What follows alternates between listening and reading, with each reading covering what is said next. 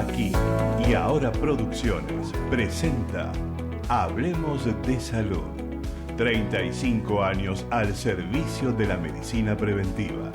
Conducción y producción, Ana María Forte, periodista médica. Locución y presentaciones, Gustavo Ríos. Hablemos de Salud por Ecomedios y para todo el país.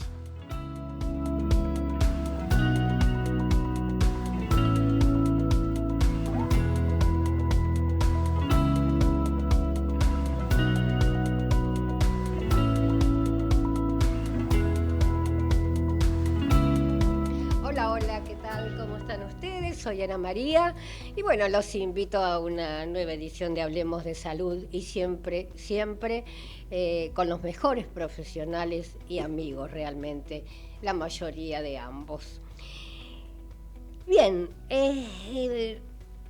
empezamos, Ana María, por favor, ya, si no, no van a tener tiempo. Estamos con el doctor Horacio Joffre Galibert, que es abogado, fundador y presidente de APADEA, Asociación de Padres con Hijos Autistas. El tema, ¿qué es el autismo y cómo funciona actualmente la institución? Con Horacio yo creo que 25 años seguramente hace que nos conocemos. También estamos con la doctora en psicología, Esther Daniel, postdoctorado en estudios de investigación, docente nacional e internacional, miembro del Comité de Cuidados Paliativos de la Asociación Médica Argentina, también miembro de la Sociedad Interamericana de Psicología. Con ella vamos a hablar acerca del rol de la psicología en los pacientes con cáncer. Sabemos que antiguamente, y no hace muchos años atrás, hablar de cáncer era hablar de muerte, ya no. Gracias a la ciencia y la ayuda psicológica también. Nos visita también Cecilia Martinelli, que es licenciada en nutrición, egresada de la UBA, coordinadora del Comité Científico de la Asociación Argentina de Nutricionistas y directora de la Diplomatura de Nutrición y Diabetes de la Universidad de Belgrano. El tema... nos va a hablar acerca de la nutrición, ¿no es cierto? ¿Y qué pasa con la diabetes? ¿Qué pasa con la diabetes? Mitos y realidades. Bien, y ya le doy los muy buenos días a el doctor Horacio Joffre. Muchísimas gracias, Ana María, y también las personas profesionales presentes. Qué bueno. Un postdoctorado en investigación, porque bueno, estamos muy contentos nosotros con la Universidad Favaloro, que hay por primera vez, creemos que es el primero en el mundo, un doctorado en discapacidad. Y eso es un broche de oro, digamos, para muchos profesionales interdisciplinariamente que podemos investigar. Así que bueno, estamos a pleno con todas las tesis y las investigaciones, y que estamos muy contentos. Y bueno, y también con alguien nutricionista, porque tiene mucho que ver todas las cuestiones de nuestras personas con autismo. La cuestión de la nutrición es re importante también. Así que bueno, muchas gracias, Ana María, como siempre, y muchas gracias por el premio que vamos a festejar y vamos a descorchar. Gracias a ustedes. Yo digo que realmente si algo hermoso logré en la vida, que individual, o sea, íntima, digamos, lo logré.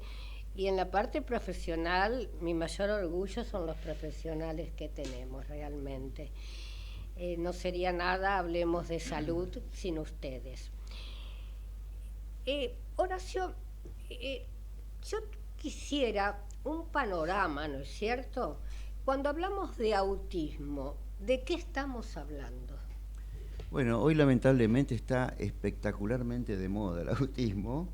Más de 50 películas de Hollywood, de los cuales conocemos en forma directa nosotros las historias, por lo menos de 4 o 5, sobre todo la que instaló un poco el tema en el mundo, en el planeta, y que fue segmentada para los estudios de investigación y para los profesionales en la temática, justamente las secuencias de la película.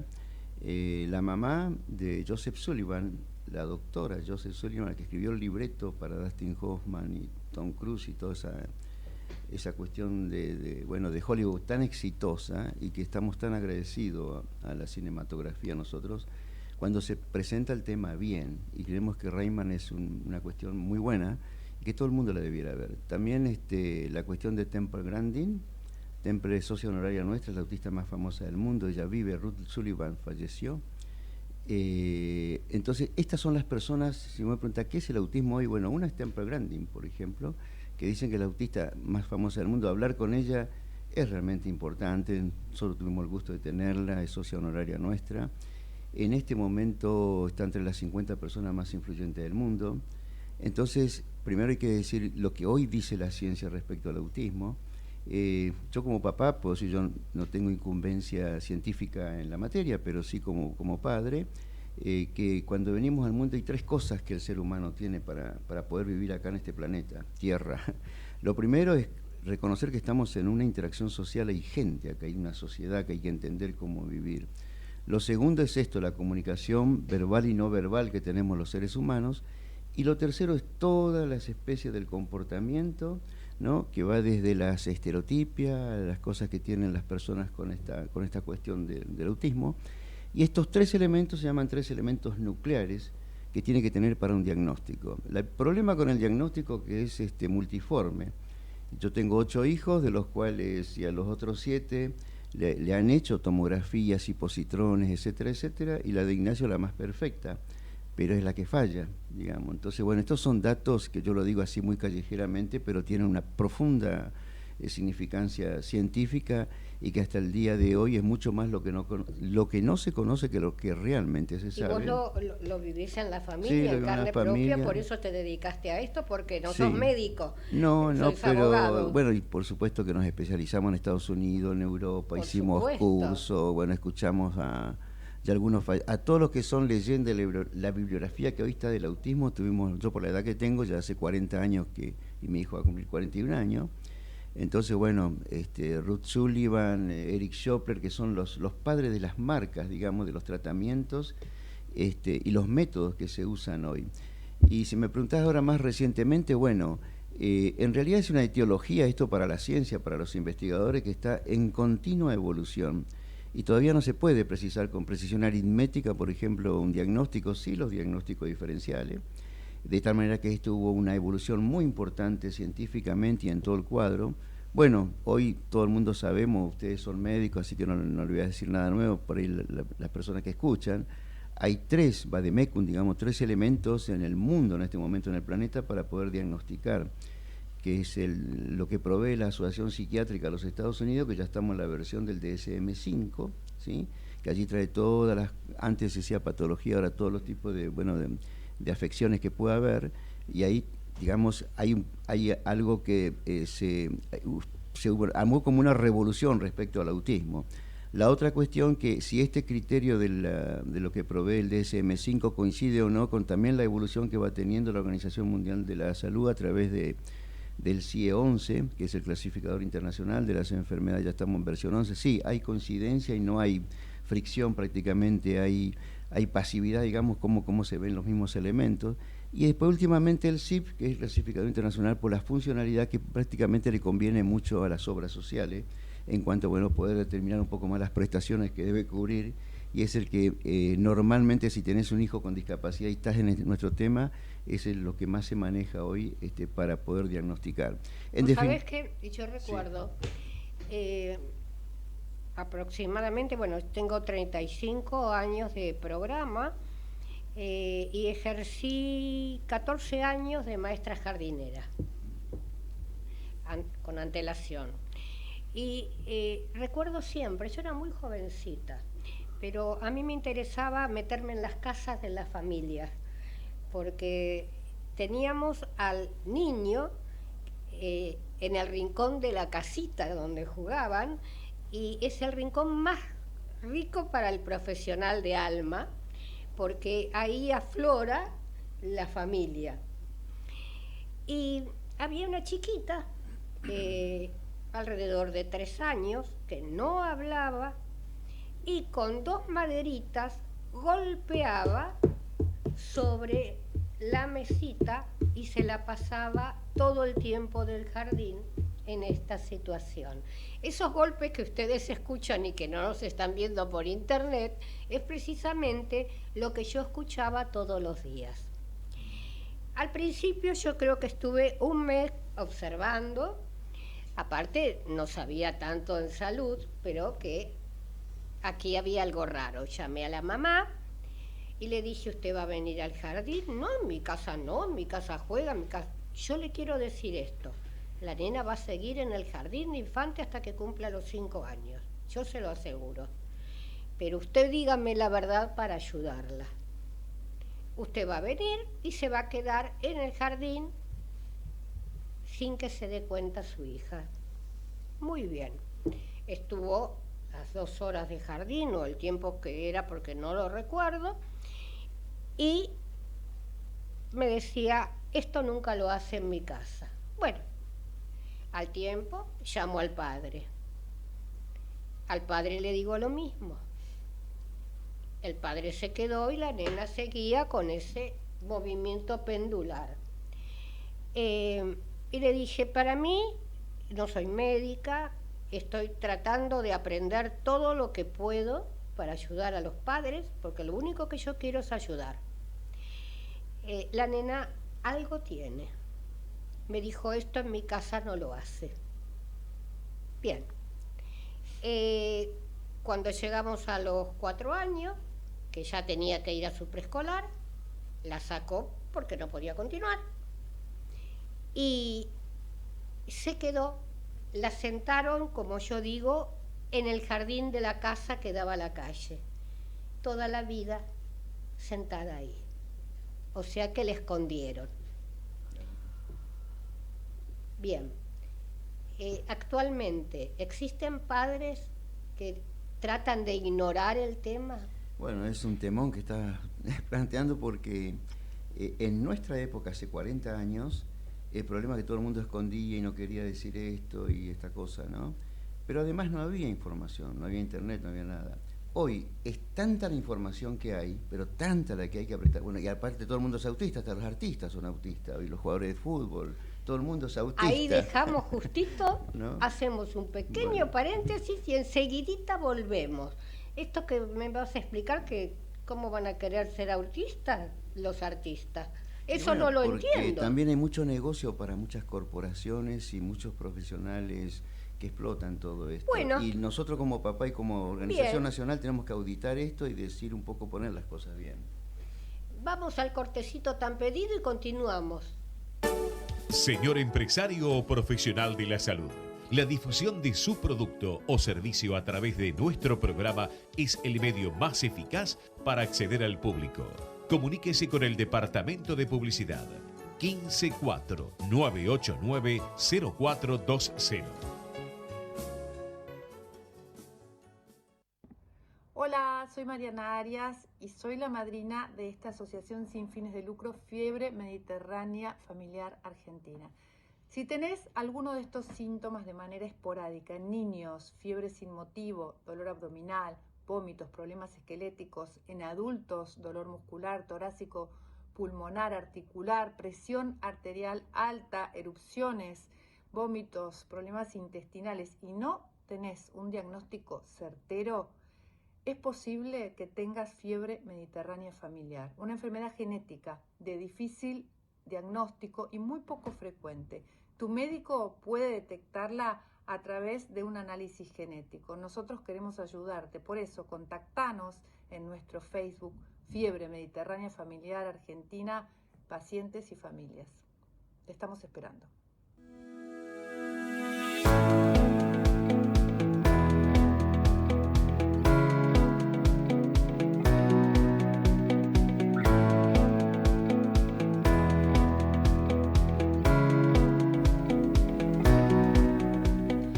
Continuamos en Hablemos de Salud. Estamos con el doctor Horacio Jofrega Libert y con un tema interesantísimo. Y lo dejé con una preguntita, ¿no es cierto? Con respecto al autismo, que hay personas que dicen que están autistas y no están. A ver, contame esto. Sí, como también hay una verdad, bueno, o por lo menos hay consenso en los consorcios internacionales que estudian esta cuestión y que nosotros participamos como padres, como movimiento asociativo latinoamericano. Si viste una persona con autismo, viste una, porque la próxima que vea va a ser distinta. Entonces y ahí hay un problema.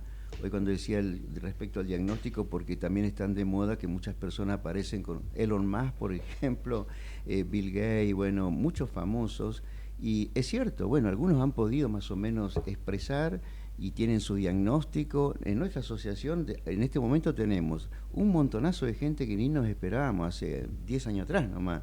Tenemos el chiquito que por ahí tiene 4 o 5 años, el padre 40 y tanto, y el abuelo de 70 años. Las tres generaciones con cuestiones de diagnóstico o borderline cerca, pero normalmente tenemos muchos casos de las 3 generaciones completas. Entonces, si me preguntás, ¿por qué es esto? Y bueno, en algunos casos queda bien, en otras cosas a lo mejor es un diagnóstico apresurado, en otras cuestiones se confunde la sintomatología un poco con las precisiones que dan los indicadores para los diagnósticos. Hay toda esta cosa. Hoy, como decía, el problema es que hay tanta información que se confunde y se comercializa, incluso se comercializa. Todos los días nosotros estamos recibiendo, no, hay una cosa de turismo para autista, hay una cosa en los aviones para autista, canoas no sé qué, no sé dónde, se van a hacer para autista, hoteles, bueno, nosotros tuvimos que hacer un programa que está en este momento patentado, que se llama el Te Acepto, ¿sí? Que consiste justamente en crear ámbitos de los aeropuertos, en los bares, en los lugares públicos. Estamos trabajando mucho con las líneas de supermercado, con góndolas, con farmacity, con todos los lugares donde puede haber una persona con autismo y puede provocar algún problemita o que las personas no lo puedan entender, para que ellos entiendan, no sé. Tenemos varios convenios con empresas, por ejemplo, que han sido exitosos. Una es SAP, la empresa más importante del mundo en cuestiones de software para empresas, implementaciones de software. Si bien acá es un poco lo top, esto es para chicos que por ahí hablan 3 idiomas. No todos son así. Mi hijo tiene 41 años, es un autista muy afectado, con trastornos asociados, retraso madurativo. En este momento está perdiendo el único ojito que tenía, ¿sí? Que no la estamos pasando bien. ¿Sabes qué recuerdo? No, es un recuerdo que no me lo saco de la cabeza. Cuando vos me dijiste que le tuvieron que poner un casco porque se tiraba contra los vidrios, contra... Sí. Eso no me lo olvido nunca más. Ahora yo me cuido mucho porque estando en programas tuyos, en programas de televisión, hemos tenido problemas y hemos tenido que aclararle, porque un papá que me escucha se quiere pegar un tiro y no es así. No. Y ahora si me está escuchando algún papá, alguna familia, no es así. Eso es nada más que el 7, el 8% de la población autística con trastornos de autolesión, automutilación, agresión, que es complicado. Mi hijo estuvo vestido como astronauta un montón de años, hasta poder salir de ese cuadro, con tratamientos muy severos. Ahí justamente fue cuando trajimos de Úrsula y UCLA la modificación de conducta, y de Europa Central todo lo que era el constructivismo, cognitivismo, y ambas disciplinas, digamos, ambas líneas de trabajo conforman los TCC, que son los tratamientos cognitivos conductuales. Ver los potenciales de nuestros hijos en base al conductismo y a la modificación de conducta, que era cuando hablé con el doctor Ibarlovas, me dice, no, pero en tu país, sí, doctor, ya sé, usted es, bueno, digamos, es hitleriano en mi país. Sin embargo, una persona era encantador, ¿no? Y bueno, él tenía, acá estaba, nosotros cuando empezamos con este movimiento, no quiero demorarme mucho en esto, porque sé que tengo colegas que tienen que su espacio también en este programa. Teníamos, como papá, vimos 2 cosas, nosotros detectamos.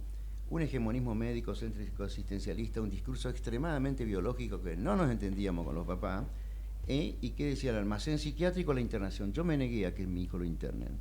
Digo, voy a luchar por esto porque no voy a permitir, tenemos que ver una solución, como han hecho otros países.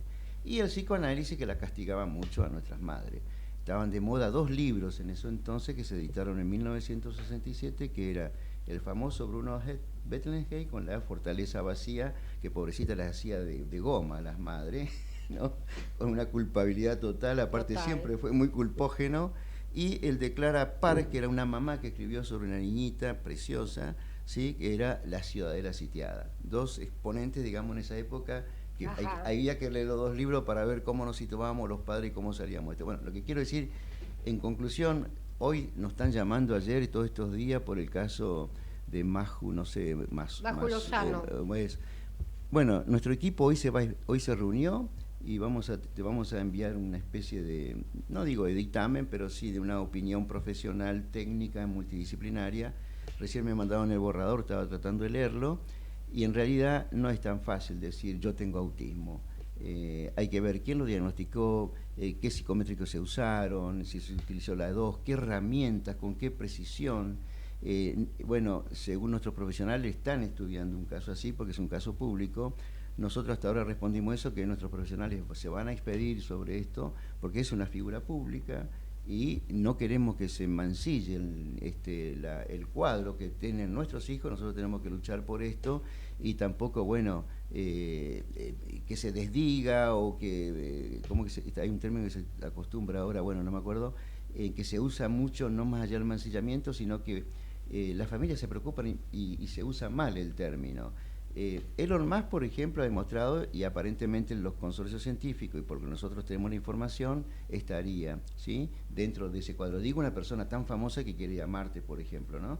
Y así como eso, mucho, pero normalmente ¿Sabés qué? La población, la población media, digamos, no es así. Vos fíjate, y termino, el 40% apenas tiene el lenguaje y lo tiene, que hay que entender, y el 60% directamente no tiene el lenguaje. Es otro de los problemas. Estamos ante algo tan delicado y algo que no se conoce. El doctor Favaloro, que admiramos tanto a don René, bueno, don René vio a mi hijo, vino a nuestra institución en aquella época. Me acuerdo, tengo la imagen de él con mi hijito en la rodilla de él, y paseándose en una calecita. Y me dijo, mi hijo, sobre esto es lo que menos se conoce. Esto es la cuestión de cómo funciona el cerebro. Don René, lo respeto muchísimo, todo el cariño, toda, digamos, la ternura con él. Y bueno, un hombre que me habló claro, ¿no?, para dónde iban las cosas. Y realmente lo que sí hay son tratamientos, metodología, miles. Eso sí tenemos, pero digamos, hay que buscar un experto para que esto funcione. Pero hay algo claro lo que estás diciendo. O sea, yo te invité antes de presentarse este caso, ¿no es cierto? Bien, las casualidades no existen, no existen. ¿Cómo uno puede, una persona con autismo, estar frente a una cámara de TV o escribiendo o haciendo vida social de la manera que lo está haciendo la persona que se acredita tener autismo? Eso es lo que no entiendo, porque vos presentás el caso real de los síntomas de un autista que no coinciden en absolutamente nada en la persona esta que estamos hablando. Sí, tampoco, no sé, los comentarios que hay un poco de los profesionales que están en nuestra institución evaluando, tampoco se puede indilgar que la muerte, por supuesto, con todo respeto, de un ser querido, no sea la causa. El autismo no se adquiere. Se nace y se muere autista. Ahí hay algo, digamos, que no estoy diciendo nada por mi cuenta, lo estoy diciendo, en esto hay unanimidad en la ciencia, en este momento en el planeta. Es así. Se habló unas décadas si había un autismo secundario adquirido. En principio, hasta ahora no se ha podido demostrar eso. Se nace y se muere. Se mejora, sí, y depende de la intensidad. ¿Y qué es el Asperger? El Asperger. Asperger. Bueno, cuando fue el primer artículo del doctor Leo Kanner en 1943, que justamente hablábamos con María Kodama, que en paz descanse, pobre María, sí, porque descubrimos una obra de Borges. ¿Te acordás que estuvimos con ella? Con ella, bueno, cuando sí, presentamos ahora me un libro. Acuerdo. Y ella quedó muy sorprendida en 1943, y Borges escribió en 1942, creo que no lo había publicado todavía, Funes el Memorioso. Y uno lee eso, y para todos los expertos entendidos en esto, sobre todo para Adam Feinstein, que es un amigo nuestro, es el biógrafo en inglés de Neruda, ¿sí?, es papá de Johnny, somos grandes amigos con Adam. Bueno, él es un escritor, ha escrito mucho, ¿no?, y es un referente mundial como escritor en esto, y él nos descubrió y dijo, yo quiero ir a la Argentina, yo fui a conocer a María, y bueno, empezamos con un trabajo con María Kodama, y ahí quedó. Yo me acuerdo que vos expusiste también el caso junto a ella, ¿cierto? Bueno, y en 1943 otro científico, Hans Asperger, en Europa, en Viena, describía también un grupito de chicos, Pero los de Kanner, él se dio cuenta que eran, digamos, la media de los autistas media, ¿no? Por eso, cuando viene a la asociación alguien dice, ¿qué tipo de autismo tiene tu hijo? Si es medio, más o menos, dentro de ese mapa, dentro de ese universo, decir, bueno, no, es un caneriano. Ah, pero un caneriano, por ejemplo, yo digo un caneriano, pero va para abajo, para arriba. Bueno, un caneriano, por ejemplo, el de Rayman, de la película, el verdadero Rayman, el que inspiró la película, el papel de Dustin Hoffman, ese es Joseph Sullivan y otra familia que es Peter, pero si vos tomás a Joseph Sullivan, el hijo de Ruth, era un caneriano con características Saban. ¿Cuántos fósforos hay? 187, no sé cuánto dice. Esa es la característica de sabio Saban, que nadie sabe por qué puede hacer eso, y lo hace de manera espontánea, ¿no? Y Hannah Asperger, entonces nos quedamos más o menos en términos de callejero, tipo digamos, el medio sería el de Kanner, con la descripción que hizo Kanner en su artículo, muy famoso, ¿sí? Y a partir de ahí se empieza a hablar como patología. Al año siguiente, en 1944, el doctor Hannah Asperger hace lo mismo con su laboratorio, con sus pacientes, y también dice lo mismo con las mismas características y los mismos elementos nucleares que describió Kanner. Pero esto hablaban 3 idiomas, eran todos eruditos. Entonces, si vos tenés un chico que te habla varios idiomas, que no sabés dónde lo aprendió, que hace cuentas, no sé qué, ¿y cómo es tu hijo? Y es un aspergeriano. No, tampoco todos son así, pero generalmente físicamente, faxiológicamente, no es el Down, que trisomía par 21, bueno, los nuestros son hermosos, bellos, toda esa cosa, y bueno, y por ahí resulta que tienen lenguaje, se expresan de una manera muy especial, ¿sí? Y por ahí hablan idiomas que también, bueno, esto sería para la gente que nos está escuchando y sin hablar en términos técnicos, la distinción. El Asperger, lo último que esto fue evolucionando dentro del universo para poder clasificar, ya sea en el DSM-5, en los criterios que da la Organización Psiquiátrica de los Estados Unidos o en la Organización Mundial, hasta el DSM-4 era todo entendible porque era por categoría. ¿Cuáles son las categorías? Bueno, categoría 1, autismo, categoría 2, Asperger, porque si no es lo otro, ¿no? Es sabio, qué sé yo. Categoría 3, desintegrasivo de la niñez, Categoría 5, bueno, no tiene nada de esto, o era red, también estaba ahí, era por categoría. Entonces, trastorno generalizado de desarrollo indefinido, cosas por el estilo, ¿sí? Vino el DSM-5 y lo metió a todos, suprimió la categoría, y ahora los aspergerianos que se habían ligado un poco, que eran los conchetos, por decirlo en buen sentido, eran los elegidos, hoy son autistas, están dentro, son todos autistas.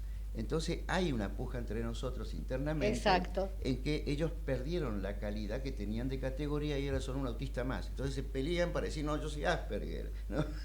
Sí, yo algo escuché, por eso te pregunté. Me quedaría ahora charlando con vos si lo sabés, no, pero nuestro horario ya lo tenemos al pico.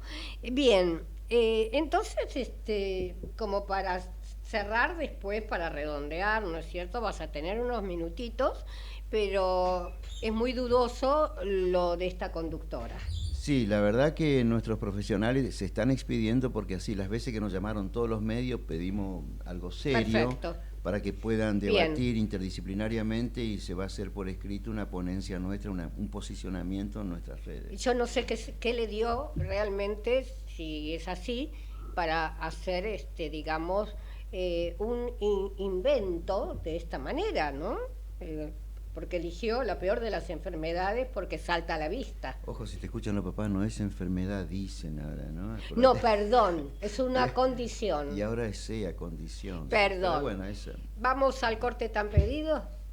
Ecomedios.com AM1220. Estamos con vos. Estamos en vos. American and Merit Hoteles. Primera cadena hotelera argentina. 3, 4 y 5 estrellas. Más de 20 destinos de Argentina y el Cono Sur. Aprovecha el código promocional Puro Branding con el 10% de descuento para los hoteles American Córdoba Park, American Executive Córdoba, American Buenos Aires Park, Merit San Telmo y American Executive Mendoza Hotel hasta fin de año. No válido para fines de semana largos. American and Merit Hoteles. ¿Cuándo fue la última vez que te tomaste un respiro para ver un amanecer? Descubriendo lugares distintos que te hacen soñar, emocionar. Lugares que se convierten en felicidad cuando compartís ese momento con amigos. ¿Cuánto hace que no te tomás un respiro para descubrir algo distinto? Catamarca es mucho más que un destino. Espacio cedido por la Dirección Nacional Electoral. Vamos con la izquierda que se planta. En la primera sección, Pablo Yaquelo y Luciana Franco, diputados, Frente de Izquierda Unidad, lista 136. Espacio cedido por la Dirección Nacional Electoral. Soy Horacio Rodríguez Larreta y sé que este es el momento de hacer el cambio de nuestras vidas. ¿A qué me refiero?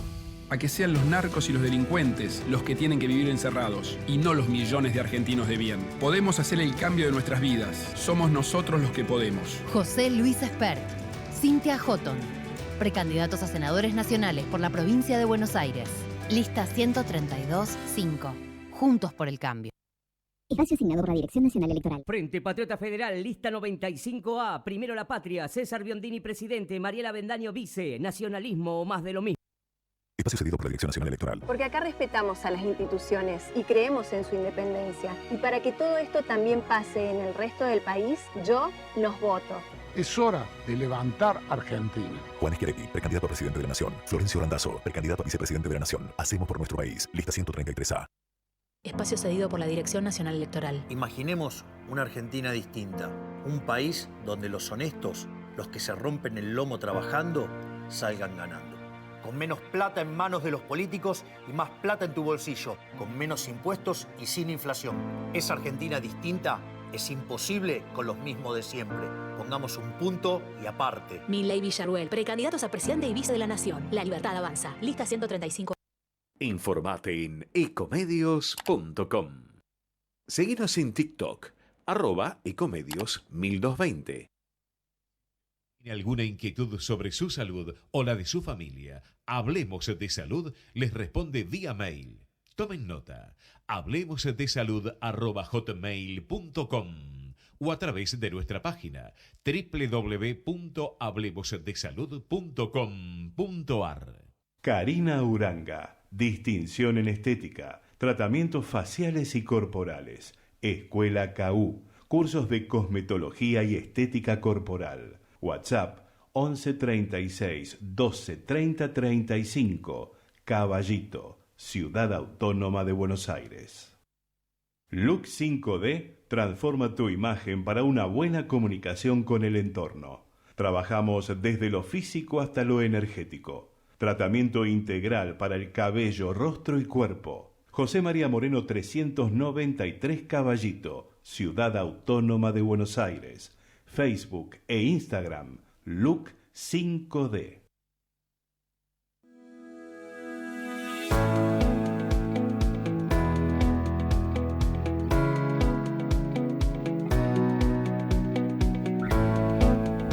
Muy interesante realmente el tema tratado con el doctor Jofré Galibert, ¿no es cierto? Bien, y ahora estamos con una gran amiga realmente, la doctora Esther Daniel, que es doctora en psicología, y yo creo que tiene para hacer un comentario muy interesante. Bueno, aparte del tema que va a tratar. Gracias, Ana María, gracias por la invitación, no, felicitaciones por tu premio, lo celebramos la intervención de la comunicación en la salud. Y bueno, muchísimas gracias por invitarme con este panel, que lo que pone de manifiesto es un punto tan interesante como lo es la interdisciplina, ¿no? Y yo le decía fuera de este momento a Horacio, le decía, ¿me vas a permitir hacerte un comentario de lo que dijiste? Y claro que sí, estamos en interdisciplina y aprendemos todos de todos, ¿no? Horacio hablaba del psicoanálisis y yo creo que, bueno, hay que reconocer el aporte a la ciencia que hace el psicoanálisis. El punto es de quienes lo interpretan o quienes lo revisionan en algún caso, ¿no? Y a lo mejor también nosotros quienes hacemos psico-oncología estamos como muy atentos a esto de la culpa que mencionaba Horacio, el famoso speech de, bueno, ¿qué hiciste vos, no? O averigua a ver qué es lo que vos pudiste hacer como para estar en esta situación. Yo creo que bastante se tiene con transitar el momento que se está transitando como para además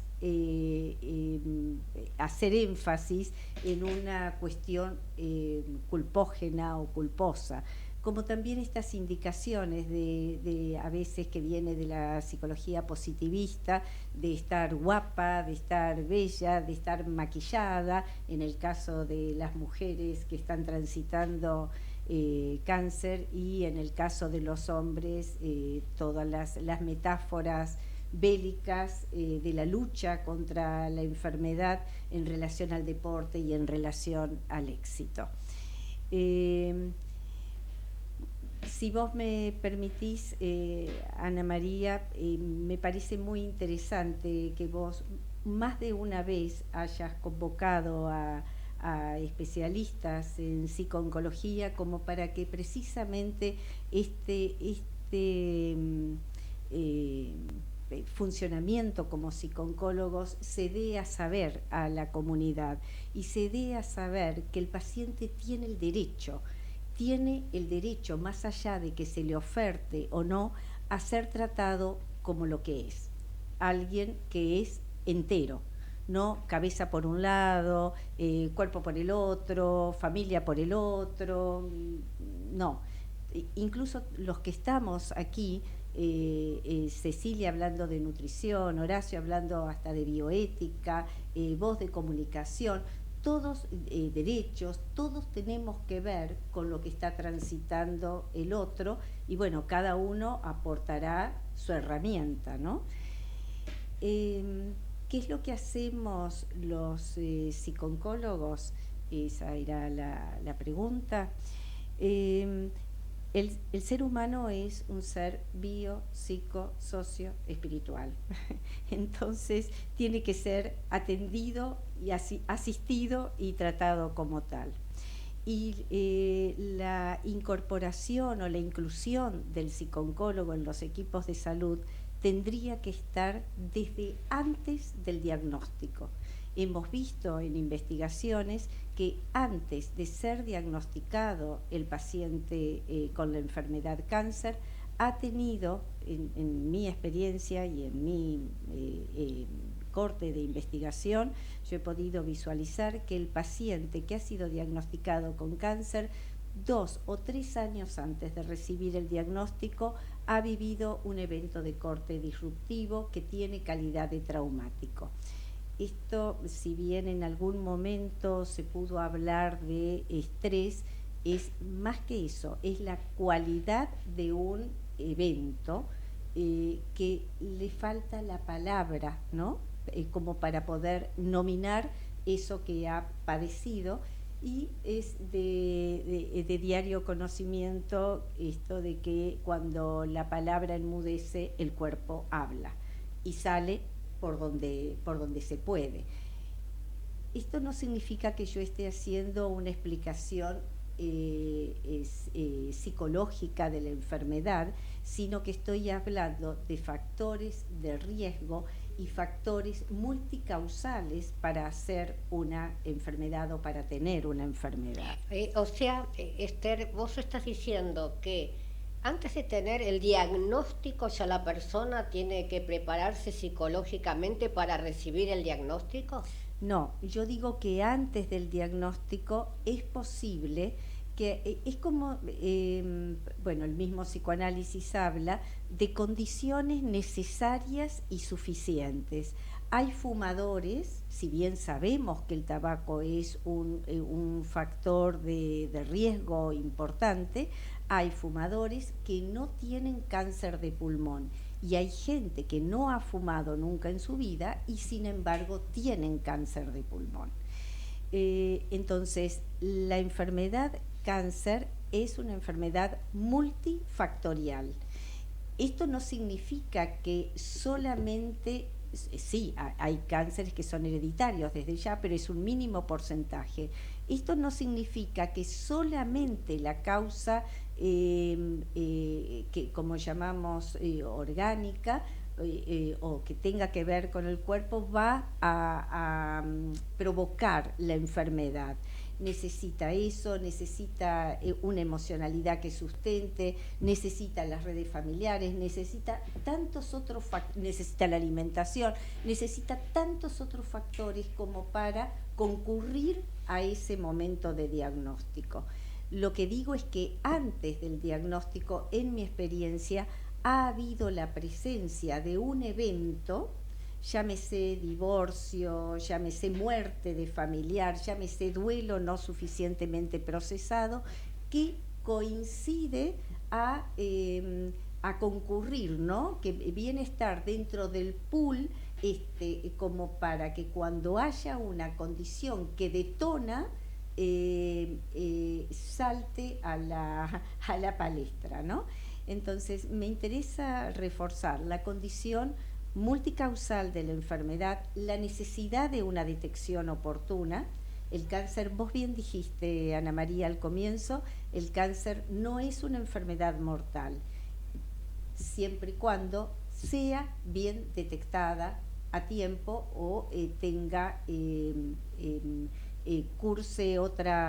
tenga otras posibilidades de sostenimiento de ese diagnóstico, ¿no? Entonces es muy importante la detección oportuna, la inclusión de profesionales, que todos podamos tocar nuestro propio instrumento en relación al paciente y saber que los psicooncólogos funcionamos no solo para con el paciente, sino para con la familia y para con el equipo profesional, porque este diagnóstico nos conmueve.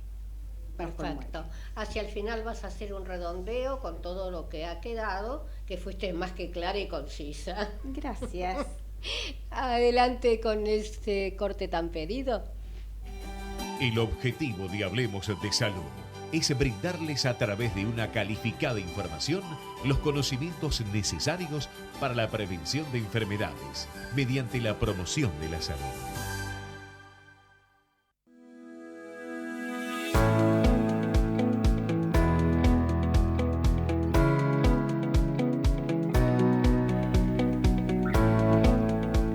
Y continuamos con Cecilia Martinelli, que ya la presenté, que es licenciada en nutrición, y bueno, con ella vamos a hablar de un tema muy importante como es la diabetes. ¿Es así? Hola Ana María, qué lindo estar acá de nuevo. La verdad que sí. Y de nuevo felicitaciones Bueno, por tan muchas merecido premio. Muchas gracias, muchas gracias. Hay muchos mitos, ¿no es cierto? Y uno de ellos, por ejemplo, yo he escuchado en más de una oportunidad, y bueno, por la mala alimentación llegó a la diabetes. Hoy se habla de diabetes y se engloban como varios trastornos metabólicos. Yo digo que hay una característica común en la diabetes, que es la hiperglucemia. La hiperglucemia es tener niveles altos de glucosa en sangre, pero hay muchos motivos que pueden causar esta hiperglucemia y son completamente distintos. Para mí se tendrían que llamar como de distinta manera para que la gente no se confunda, por ejemplo. Cuando uno ve un niño con diabetes en la infancia, probablemente en gran porcentaje de los casos vamos a estar frente a un chico con diabetes tipo 1. Y la diabetes tipo 1 es una condición autoinmune. Nuestro cuerpo en algún momento, que a veces también sucede lo que decía la doctora hace un rato, que preceden situaciones muy estresantes también previo al diagnóstico de una diabetes tipo 1, nuestro cuerpo empieza a destruir las células beta del páncreas, que son las que producen insulina. Entonces ese chico empieza a no tener insulina. La insulina, que es una hormona tan importante para el organismo, es la que permite que la glucosa de los alimentos que consumimos pueda ingresar a nuestras células. ¿Y qué quiere decir que la persona es insulino dependiente? Bueno, acá yo voy a traer una frase de un médico amigo que a mí me encanta. Yo digo, todos somos insulino dependientes. Me fascina esa frase, yo creo que me la voy a hacer en una remera prontamente, porque Yo que no tengo diabetes, Ana María, Horacio, Esther, todos somos insulinodependientes. Algunas personas dejan de producir insulina por esta condición autoinmune que es la diabetes tipo 1 y por eso necesitan de la aplicación externa de insulina, que tampoco hace tanto que tenemos la insulina. 1921 se descubrió y empezamos, hace apenitas un siglo y unos añitos más que empezamos y que nos dio tantas posibilidades terapéuticas, porque hoy por hoy la perspectiva de vida es completamente normal, igual que cualquier otra persona. Exactamente. Y después sí está la otra cuando... diabetes, que sí está asociada a los malos hábitos, que es la tipo 2, que es el 90% de los casos de diabetes que tenemos en el mundo.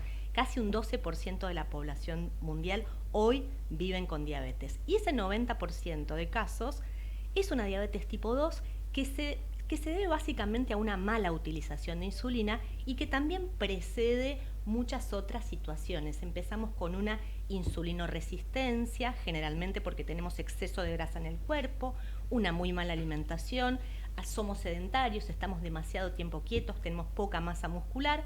Después el páncreas empieza como a agotarse en la producción de insulina y es ahí donde aparece la hiperglucemia. Pero esta condición sí sabemos que podría ser prevenible con buenos hábitos alimentarios y un buen estilo de vida. Entonces, yo digo que se le llama diabetes a todo, pero hay que empezar como a discernir. También hay otras un poquito más difíciles de ver, como la diabetes tipo MOD y algunas asociadas a otras condiciones o patologías, la que se da en el embarazo, la diabetes gestacional, pero sí es muy importante entender que en todos los casos hay un tratamiento que nos permite tener una muy buena calidad de vida y hacer lo que cada uno quiera. Exacto. Hoy no es para nada una limitante. ¿Y los carbohidratos qué función cumplen? Bueno, los carbohidratos son, por lo menos el 50% de la energía que consumimos diariamente proviene de los carbohidratos. Son la nafta de nuestro cuerpo. Exacto. Es la nafta súper de nuestro cuerpo. Messi va a correr al Mundial, va a jugar un partido de fútbol y va a comer carbohidratos. Hoy por hoy han sido muy golpeados los carbohidratos. La gente dice no quiero comer carbohidratos, Exacto. está de moda Exacto. la dieta cetogénica, pero en realidad los carbohidratos son sumamente necesarios y además porque tenemos órganos que son glucodependientes. El cerebro es el primero y el más importante. Entonces es tan importante tener esos niveles de glucosa adecuados que si no los consumimos, el cuerpo produce glucosa. Al hablar de glucosa, ¿que estamos hablando de azúcar? No necesariamente. Si uno, por ejemplo, pone en el microscopio al almidón, que puede estar presente en el arroz, que puede estar en el pan, que puede estar en las pastas, son cadenas muy largas de glucosa. Entonces, cuando digerimos el almidón del pan, estamos consumiendo glucosa. Cuando estamos consumiendo azúcar, el azúcar de mesa, que puede estar en el azúcar común o que puede estar en distintas golosinas o preparaciones, es otro tipo de hidrato de carbono que tiene una molécula de glucosa y una de fructosa, y eso se lo llama sacarosa. Pero en realidad la glucosa es lo que necesita el cuerpo. Algunas veces escuchamos decir, bueno, yo soy deportista, hago deporte, precisamente no voy a tener ningún problema de azúcar en sangre. Yo trabajo con muchos deportistas con diabetes tipo 1 y estamos ahora armando un proyecto educativo súper interesante para que justamente puedan desempeñarse en el alto rendimiento sin tener dificultades. Y por supuesto que sí. Lo que da es un poquito más de trabajo, porque la persona con diabetes tipo 1 tiene que pensar como páncreas, hacer todo el trabajo que el páncreas no está haciendo, ver si aumento la insulina, la reduzco, según lo que como tengo que ajustar la insulina con un sistema donde yo me especializo, que es el conteo de carbohidratos. Entonces no hay alimentos prohibidos, que eso también es bastante novedoso, y a veces uno ve que un chico con diabetes puede comer un alfajor o cualquier otra cosa, no hay alimentos prohibidos. Lo que tiene que saber hacer exactamente es contar la cantidad suficiente de carbohidratos, ajustar la dosis de insulina y comérselo y disfrutarlo, lo más importante de todo. Y por ejemplo, Martinelli, ¿qué papel desempeña, ¿no es cierto?, en la diabetes los edulcorantes? Yo no coloco azúcar. Otro de los atacados últimamente. Bueno, en este sentido es importante que uno pueda ir a las guías. Así como para todo tenemos consensos, también hay consensos. Por ejemplo, nosotros usamos mucho las recomendaciones de la Sociedad Americana de Diabetes, que hace publicaciones y actualizaciones constantes en la revista Diabetes Care, y lo que nos dice es que los edulcorantes son un sustituto. No ayudan a bajar la glucosa, no tienen efectos metabólicos, son un sustituto, un aditivo que lo vamos a usar para que los alimentos puedan tener sabor dulce sin las calorías ni la glucosa del azúcar. Porque también sabemos que el azúcar en exceso se asocia con muchos trastornos metabólicos, como por ejemplo el hígado graso, la diabetes tipo 2, y por eso es importante que todas las personas consuman menos cantidad de azúcar. Todas, no las personas con diabetes. De hecho, las personas con diabetes tienen la misma recomendación que las personas sin diabetes. No superar un 10% de las calorías totales a partir del consumo de azúcares. Y en nuestro país, lamentablemente, estamos por encima. Estamos consumiendo el doble de las recomendaciones. Ahora, por ejemplo, hablando de los edulcorantes, que dicen unas gotitas, yo realmente a ninguna persona que use edulcorante le veo las gotitas, sino los chorros. Eso a veces es más fácil con los sobrecitos. Lo que puede pasar es que uno se acostumbre a umbrales de sabor dulce muy altos. Claro. Entonces, si yo a este vaso, por ejemplo, le pongo 5 sobrecitos de edulcorante y me acostumbro a que siempre ese sabor dulce sea lo que a mí me da satisfacción, después me voy a comer un Rogel y me va a parecer amargo. O gente que le pone azúcar o edulcorante a la fruta. Es como que se va modificando nuestro cerebro en base a esos sabores. Por eso es importante. ¿Es contraproducente? No, porque a mí me llama la atención y me preocupa, porque un grupo de amigas lo hace. Sí. Entonces digo, ¿qué es peor, el azúcar o el edulcorante? No. El azúcar hay que limitarlo y el edulcorante no es dañino si uno lo consume en las dosis recomendadas. Y para eso tenemos algo que se llama IDA, que es la dosis diaria admitida, que se estima por kilo de peso. En realidad, para pasar la dosis diaria admitida hay que consumir mucha cantidad. Pero más allá de que no necesitamos consumir esa cantidad, tiene que ver con el lograr simplemente sustituir. Uno, ¿por qué consume alimentos dulces? Porque también en nuestro cuerpo se genera un aumento en la producción de dopamina. Nos da felicidad, nos da gratificación. No es algo que sea estrictamente necesario. Pero también la comida y el alimento tiene un componente hedónico que no podemos negar. Nos gusta comer, no solamente comemos nutrientes, también comemos emociones. ¿O no, doctora? Así es.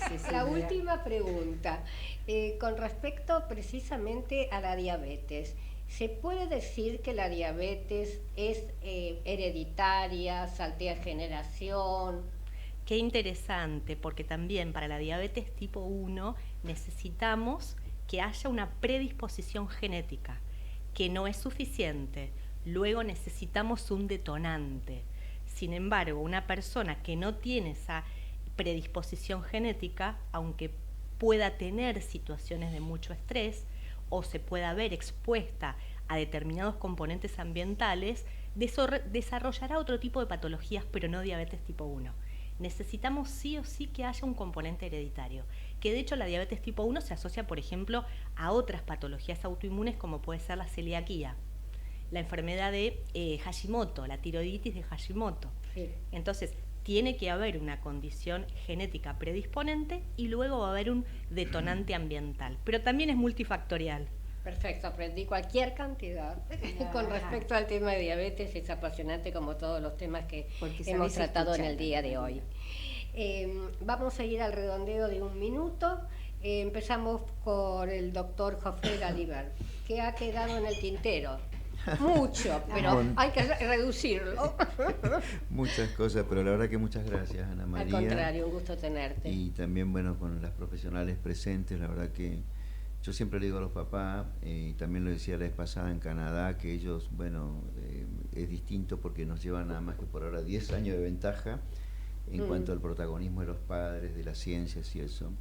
Antes teníamos que viajar a Estados Unidos los padres en mi época, sí, o a Europa. Yo tuve que conseguir un trabajo en México para ir a Estados Unidos y tuve que conseguir un trabajo en Europa para ver si le cambiaba la vida a mi hijo. Hoy todo lo tenemos. Acá en la Argentina tenemos los mejores profesionales del mundo. Acá hay 3, mirá, recién acabamos de escuchar a 2. Ay, gracias. Y la verdad que está todo acá. El asunto es cómo nos recibimos inteligente para poder ayudar a las personas con discapacidad. Perfecto. Hoy también está la focalización en los derechos, pero no es todos los derechos. Pero también de alguna manera aprendemos, y los propios personas con incumbencia profesional en derecho no lo sabíamos ejercer. Ahora aprendimos a ejercer el derecho y todavía falta un poquito para que lo disfrutemos. Perfecto. Y que disfruten las personas. Te agradezco muchísimo. Gracias. El tiempo es más que es tirano, alguien decía. Esther Daniel. No, para darle continuidad a lo que decía Horacio, me parece que una de las puertas de acceso, Horacio, es hacer redes, que es un poco lo que está proponiendo Ana María en esta mesa, ¿no? Y vos fíjate que si bien tenemos los 3 expertise diferentes, cómo es que queda de manifiesto que no se trata de un paciente diabético, un chico autista y un paciente oncológico, sino que no define la identidad, la enfermedad, sino que es un chico con, un paciente con cáncer. Muchísimas es una gracias. situación vital. Me da cosa cortarlos así, pero estamos sobre el filo de la navaja. Te queda un segundito. También pensamos que la diabetes es una condición y que no nos define, que eso es importantísimo, y algo que yo quiero destacar es la importancia de la educación. Jocelyn decía, la educación no es parte del tratamiento, es el tratamiento. Entonces quiero cerrar con esto porque educándonos es donde tenemos una mejor calidad de vida y donde nada es una limitación para una vida plena. Gracias, Ana María. Al contrario, gracias a ustedes. Realmente ha sido un programa para mí brillante, como siempre aprendo de todas. Así que las espero en un próximo programa. Con respecto a la audiencia, bueno, recuerden, estamos el próximo martes en este mismo horario, si Dios quiere, y tratemos de vivir con un poquito más de paz, aunque no está dado, digamos, el ambiente, ¿no?, para tener paz, pero la tranquilidad ayuda a tomar esas resoluciones que tenemos que tomar en este momento, que son muy, muy difíciles y nos tienen a todos muy preocupados. Suerte para todos los argentinos y el mundo. Hasta la próxima.